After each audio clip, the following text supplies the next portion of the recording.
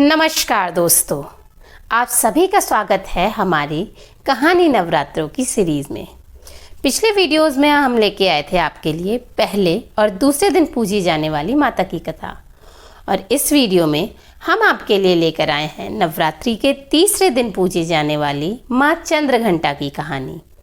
यदि माता चंद्रघंटा की कहानी आप जानना चाहते हैं तो वीडियो में हमारे साथ बने रहिए। माँ चंद्रघंटा माता पार्वती का वह स्वरूप है जो उन्होंने शिवजी से विवाह करते हुए लिया था। पिछली कहानी में आपने सुना था कि पार्वती ने कठोर तपस्या करके भगवान शिव को प्रसन्न किया व शिवजी ने उन्हें अपनी पत्नी के रूप में स्वीकार कर लिया। यह जानकर राजा हिमालय व रानी मैनावती ने अपनी पुत्री का विवाह शिवजी के साथ संपन्न कराने का निश्चय लिया। विवाह का दिन निश्चित हुआ व शिवजी अपनी बारात लेकर विवाह स्थल पहुंचे, किंतु उनकी बारात देखकर रानी मैनावती भयभीत हो गई। गले में सांप, शरीर पर भस्म लगाए भगवान शिव भूत प्रेत व अन्य ऐसे ही गणों को लेकर विवाह करने पहुंचे। ऐसी अनोखी बारात तो कभी किसी ने नहीं देखी थी। ऐसी बारात देखकर सभी लोग भयभीत हो गए। तब रानी मैनावती ने पार्वती से कहा कि तुम इतनी शांत व सौम्य हो, किंतु तुम्हारा वर तो तुमसे अत्यंत अलग है। तुम दोनों का कोई मेल नहीं।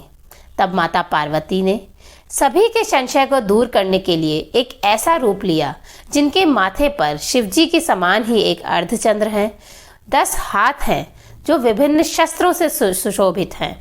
माँ चंद्रघंटा का यह स्वरूप शक्ति व साहस का प्रतीक है। इस रूप में वह सिंह की सवारी करती है।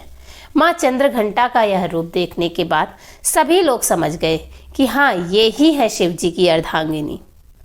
माँ चंद्रघंटा का स्वरूप लेने के बाद उन्होंने शिवजी से आग्रह किया कि वे विवाह के लिए एक मनमोहक वर का रूप ले लें। माता की यह इच्छा जानकर शिवजी बेहद मनमोहक रूप में आ गए और यह विवाह संपन्न हो गया। किंतु इसी बीच महिषासुर नाम के एक राक्षस ने ब्रह्मा जी की घोर तपस्या की व उनसे वरदान मांगा कि कोई भी दानव, देवता व पुरुष उसे मार न सके।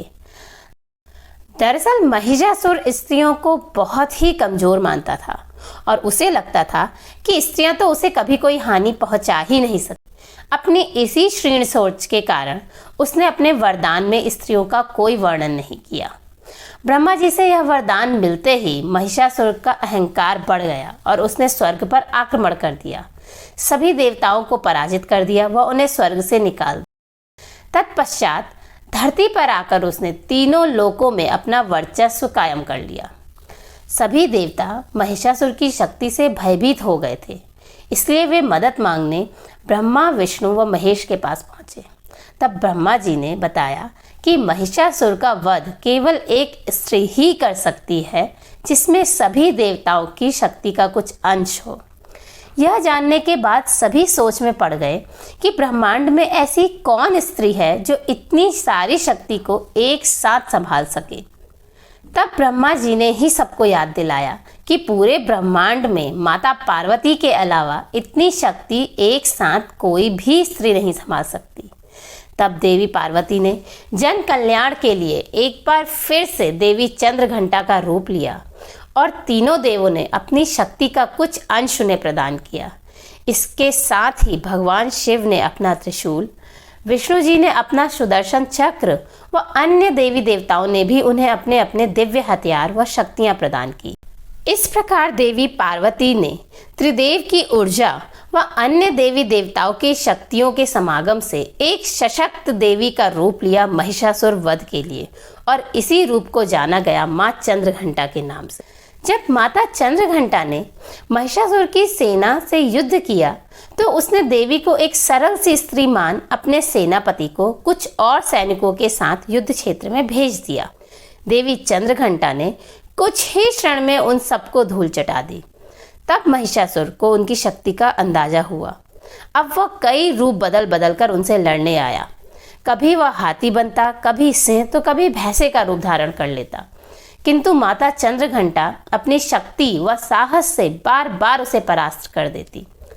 अंत में महिषासुर अपने असली रूप अर्थात एक विशाल काय भैंसे के रूप में उनके सामने आया।